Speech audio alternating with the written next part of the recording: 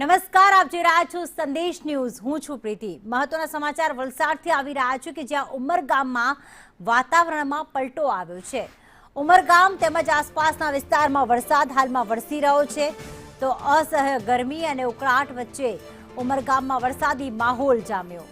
વરસાદ પડતા જ લોકોને ગરમીથી રાહત મળી છે। ભારે પવન સાથે એકાએક વરસાદની શરૂઆત થતાં જ જે ગરમી અને ઉકળાટથી લોકોને રાહત મળી ગઈ છે।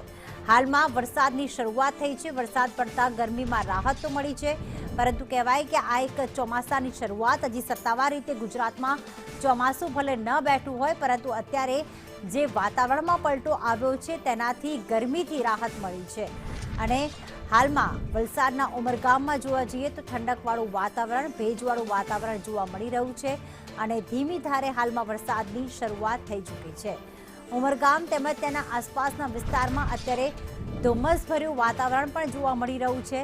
પવન ફૂંકાઈ રહ્યો છે, સાથે સાથે ક્યાંક અમી છાંટણા પણ થઈ રહ્યા છે, જેના કારણે છેલ્લા ઘણા સમયથી જે 42 થી 43 ડિગ્રી ગરમીનો સામનો કરતા જે લોકો છે, આખરે તેમને ઠંડક મળી। ફોન લાઈન પર જાવેદ અમારી સાથે જોડાઈ ગયા છે। જાવેદ, ઉમરગામ અને આસપાસના વિસ્તારોમાં જ્યારે વરસાદ વરસ્યો છે ત્યારે કેવું વાતાવરણ સર્જાયું હાલમાં?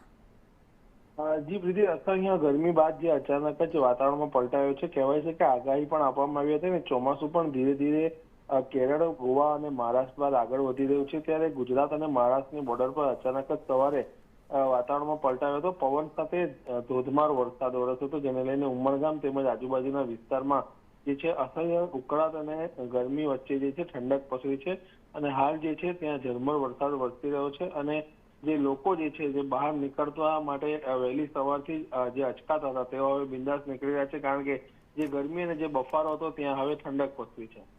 આભાર તમામ વિગતો માટે જાવેદ।